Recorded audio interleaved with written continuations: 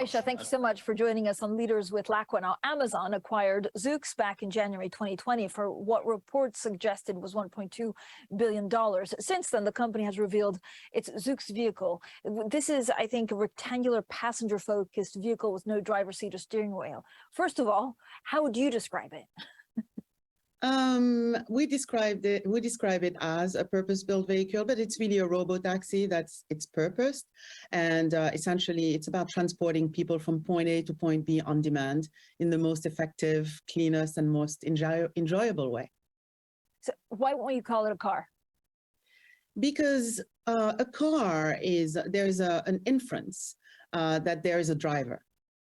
And in our case, and especially a human driver. And from an engineering standpoint, the architecture of a car is around a human driver. The hood, so that you can see ahead of you, the windshield, even the seating arrangement, so that the people you're transporting do not bother you.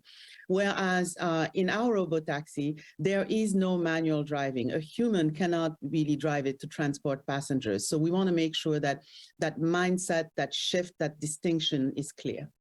So is there a piece of technology, Aicha, that you wish you'd have at your hands to make it better, to make it workable 100%?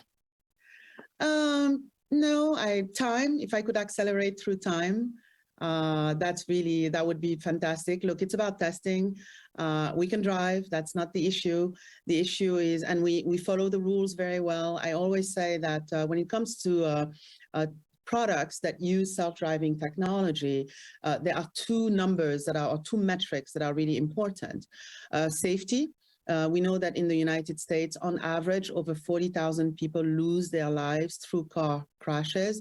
By the way, the pandemic did not help us. We actually spiked up to over 43,000. And those are mostly caused by the human driver's errors. You know, we're not at times the most disciplined. We're looking on phones. We're maybe a little bit debilitated because of, a couple of glasses of wine, or we're talking to somebody, and that causes errors. But computers are very good at not making those types of errors. There's another statistic that's really important, is that on average in the United States, humans collectively drive 100 million miles before causing a fatality. Just think about it, 100 million miles. And it takes a lot of testing, a lot of statistical math and forecasting to meet and beat that number, because we strive to be better than humans. So when you focus on safety, Aicha, how much in advance can actually Zoox predict events that are about to happen? We can predict things. So the way the AI stack works is, first of all, and this goes to our robotaxi and the sensor architecture and compute, it's important to maximize all of your chances to see what is going on around you and in your environment. And this is why our sensor architecture uses camera, LiDARs, radars, and long-wave infrared cameras, so that, for example, we can sense heat and something is alive. This is why we have them at the top 4 corners, so that at any point in time, 3 of those sensor pods are basically seeing you. And then the compute, being able to basically fuse all of that information and data on a continuous basis, and then predict what are the agents around us going to do, potentially, and therefore, how should we react? And we're constantly in that loop. And the better and the faster you can do that, and basically the more will be there. But that's not really the issue we're having with the testing. The issue we're having with the testing is what I call the millions of unique edge cases, last minute things that happen that humans basically are very good at dealing with. I like to say that you've been learning to deal with them as a human ever since you came out of the hospital, basically, as a baby. You're already seeing cars, agents, when do I cross, when don't I cross, all those types of things. So that accumulated knowledge is what computers are not very good at, but we're able to run a certain level of prediction. But Aicha, what is this concretely? So is this reflexes? Is this, morality issues? It's things that, for example, another human broke the rule. they came onto your oncoming lane. You could say, hey, you're not supposed to come on my oncoming lane. But the reality is that when your human driver sees somebody else come on their oncoming lane, they assess the situation and quickly either stop, slow down, go around something. It's all of those little mini maneuvers every time something different happens. So you're not only trying to replicate the human mind, right? And I don't know how long away we are from that. It could be decades. Are you trying to make better decisions than the human mind? We're trying to make, I don't know that they are better than the human mind, but for a robot, they make a lot of sense. So we're trying to make the kind of parallel applicable decisions so that we're moving people around. And so that means we won't necessarily replicate what a human driver would have done, but we'll make a maneuver or a responding maneuver that makes a lot of sense, is safe, keeps the flow of traffic, and also our customers comfortable. Actually, I mean, you have such a complex industry that you're dealing with. It's AI, it's regulation, it's of course actually making the vehicle. What would you describe your company as? We basically are a mobility on demand company from point A to point B, first for human transport. That business model and those businesses exist in the world today. The only difference is that when you're on an app today, whichever app you choose, you say, I want to go from point A to point B. What shows up is a passenger car with a human driver. So that's the business. It exists already. All we're doing is replacing the tool, meaning it's not going to be a passenger car with a human driver. It's going to be a robo-taxi that comes in. It's a more enjoyable experience. It's electric. Yes, it uses self-driving technology to move it, but that's it. So for those who think we're doing everything, we're not. We're doing the Venn diagram of what is necessary to accomplish that goal. So how far away do you think we're from accomplishing that goal? You're talking about, for example, gathering information, the perception phase, right? Which is cameras, radars, infrareds. And LiDAR. Look, it depends. We tend to be very realistic about what's going on here. This is a beginning of a wave. When you look at all of the big industry transformation, they did not happen overnight. They took quite a while. So in a geofence area, we hope to be out there very soon. Our focus is being on public roads with our robo-taxi soon, but it will be in a moderate, small to moderate scale. And then the question is, our ability to be able to add geofences, to add cities on a continuous basis and in a way that is sort of good for customers, because there's no point in doing it in one tiny little geofence and not being able to go to a bigger geofence, because then the customers will be like, this is a gimmick. When is that coming to me?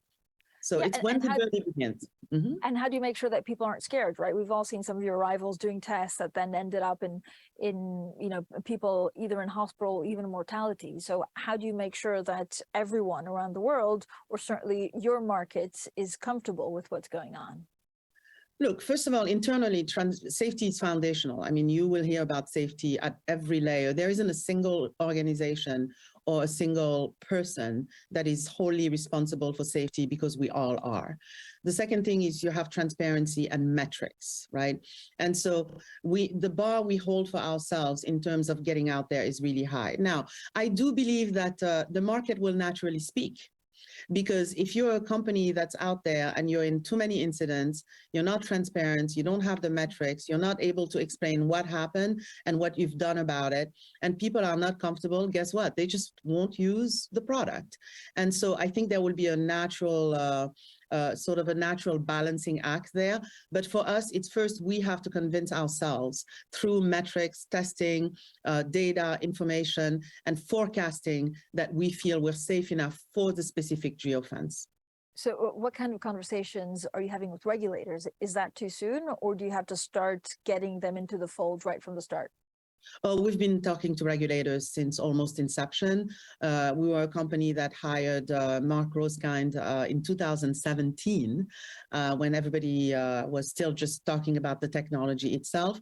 For reference, Mark Rosekind was the last administrator in the NHTSA administrator in the Obama administration. He has a lot of wisdom. He's been in the industry of safety forever. And so we've been talking to state and federal folks since inception.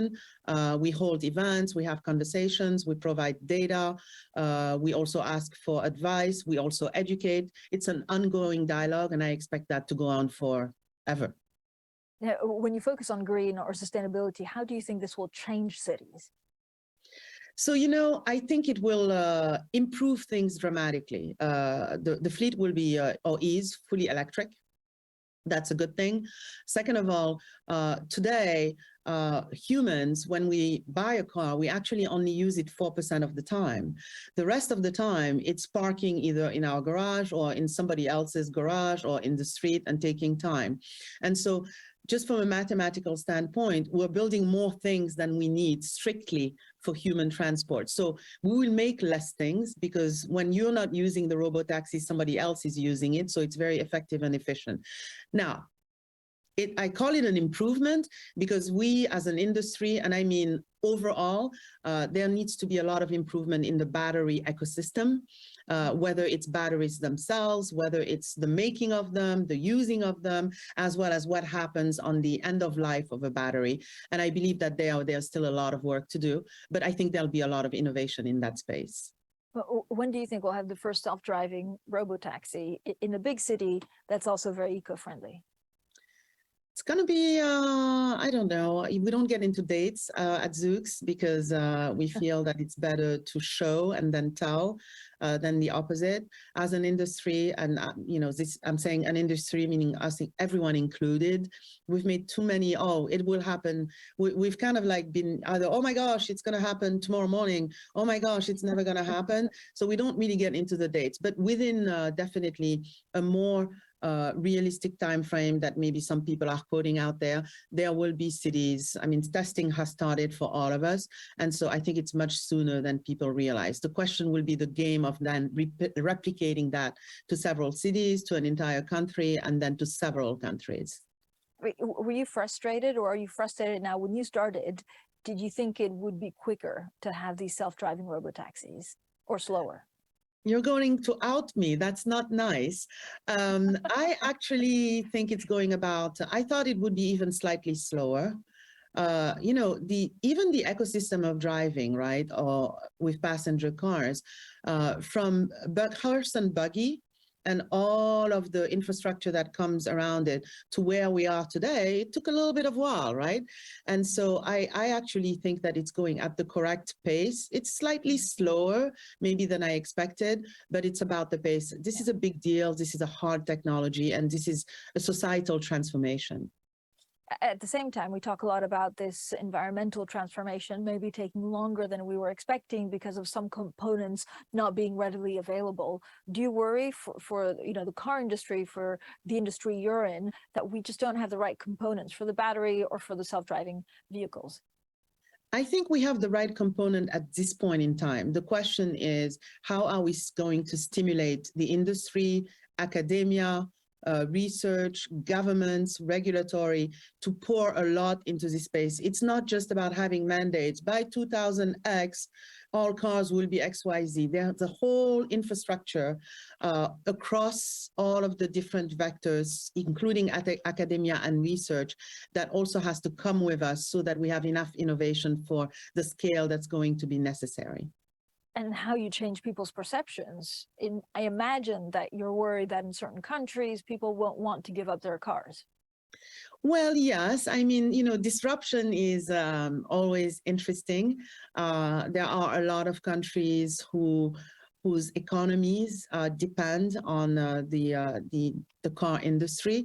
And so I do worry about that. But I think that one of the mistakes maybe we've made in times of disruption is to not have engineering empathy for either the company or the country that's being disrupted. I think it's better to have conversations now, figure out how we manage through the transition together as opposed to good or bad. Because one thing we know about humanity and our history is that progress is unstoppable. I like to say sometimes for effect that if you could wake up somebody who died 2,000 years ago magically, and then drop them in the middle of New York City or Mumbai or Cape Town, they literally couldn't function. They wouldn't know what to do. And so I think that we need to be generous with each other and manage through the transition together, but understand that this is unstoppable and inevitable. Yeah, even someone who passed maybe 100 years ago would be completely lost in New York City. Exactly. They would be looking for the stable and the buggy and the coach and be like, no, no, no, you need to either buy a car, take the subway, take public transportation, or call, a mobility. And always look at your phone. Company. And by the way, where's your phone? No, no, we don't mean this phone. We need a phone that's a computer in your pocket. Do you know what an app is? So yes, that's why I think that we just need to be patient and drive through the transition together. But actually, if we look at the last, let's say 20, 30 years, it's amazing the pace of change and how quick that was in the last 6 to 7 years. Can we replicate that again? Oh, I'm confident we can. Look, prior to being in this industry, I was in the wireless industry, had a lot of fun with that. From, people forget, even the landline was an evolution, right? It used to be switchboards and an operator needed to be on the other end of that. And then from there, we went to cell phones. I remember being in a lab when we received the first text string on an LCD screen through GPRS and Edge. But then we were already working in research on LTE and basically Wi-Fi and all these things. And we were dreaming of people having the internet in their pocket and what that would enable. By the way, we didn't really think about apps or anything like that, but we just trusted that with the availability of the infrastructure, people would innovate on top of that. And boy, did they. And I expect the exact same thing to happen in the self-driving space. What's it like being part of the Amazon family? Do you get much exposure to Jeff Bezos? I get this question a lot. It's pretty funny. Yeah.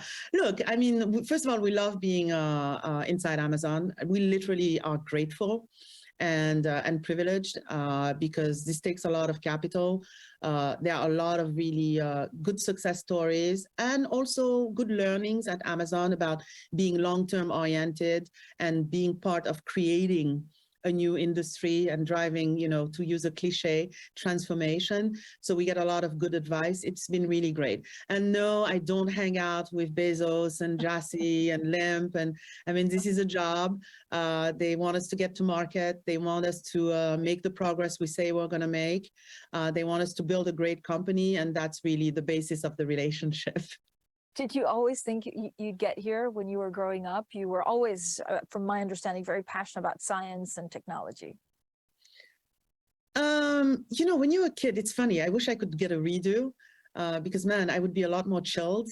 I knew I wanted to study and be in the field of science and technology.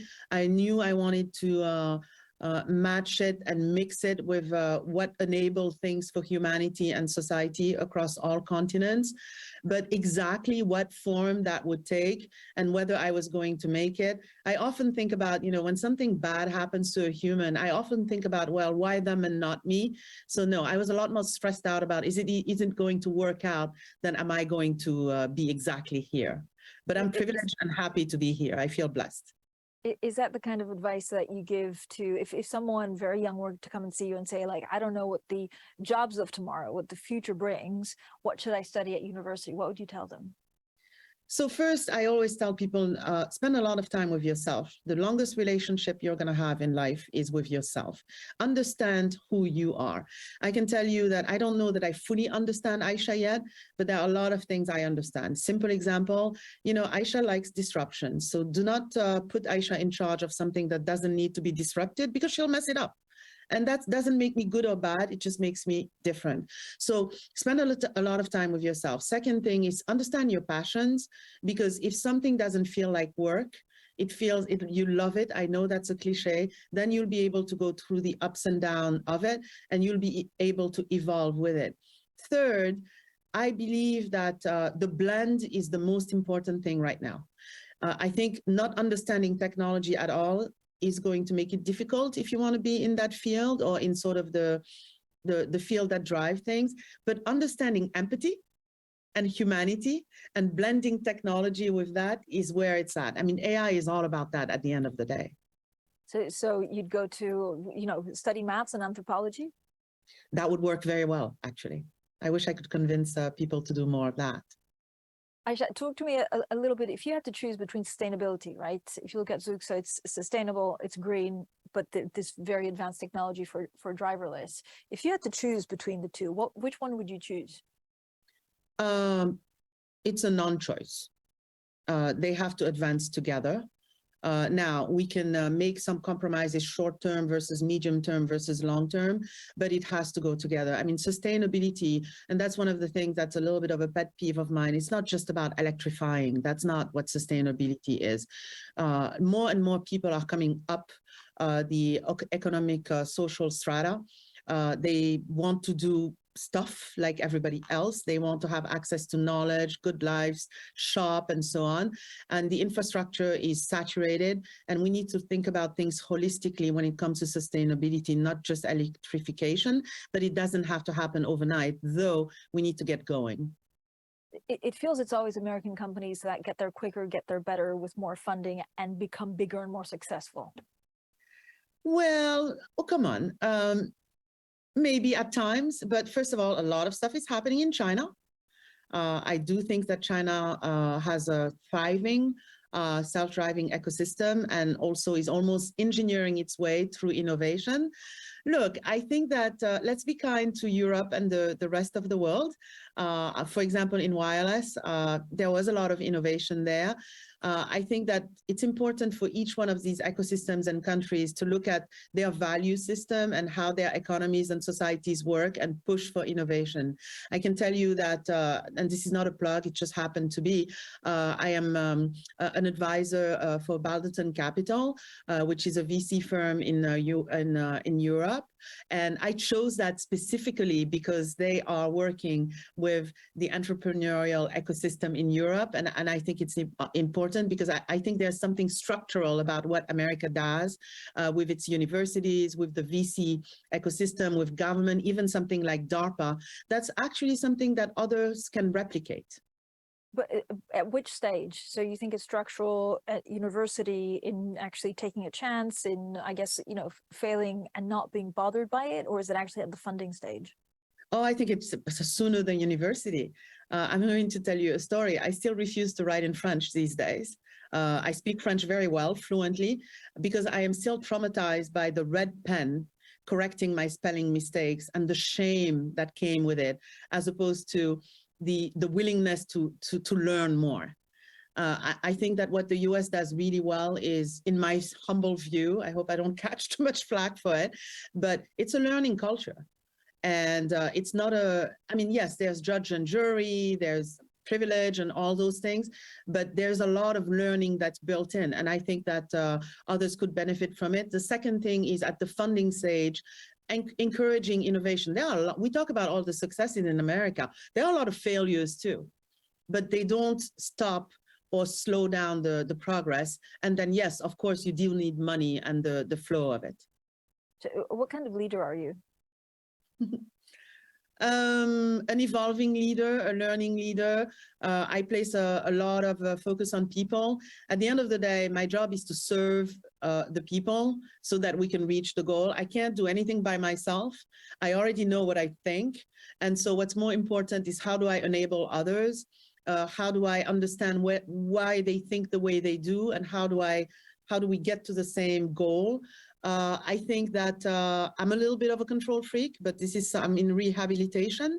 I've been on it for 15 years. That's probably the thing that's the hardest. And it manifests itself usually on Fridays at 5 p.m. And so everybody at Zoox knows that if you're going to schedule a difficult meeting on Friday at 5 p.m., you know, you might need to manage through Aicha because I'm just exhausted by that time. And my ability to control myself is not as effective. Do you remember the hardest day in your career, and what did you learn from it? Oh, I've had plenty of hard days. Yeah, I mean, one hard day was at Intel. I was in a very, very, very difficult meeting and situation. I was angry coming out of that meeting. And I will always be grateful to Stacy Smith. He was the CFO back then. He gave me a call and he said, "How are you feeling?" I said, "Not good." I used choice words. and I'm going to do this, that, and the other. And he basically said, look, first of all, I hear you. I understand why you feel that way. Why don't we do this? If Monday morning you still feel like sending that email, then send it. But hold it in your inbox until Monday. And needless to say, I didn't send it Monday. I learned a lot from that. Sponsorship, generosity, being proactive, managing your triggers, and so on. I would say that I've had some tough Zoox moments, especially around choosing what to do long term, but stay true to your principle and play the long game, not the short game. Because with Zoox, if we had chosen the short game, it would have been not good for the company in the long run. Aicha, thank you so much for joining us today. Francine, my pleasure. Thank you.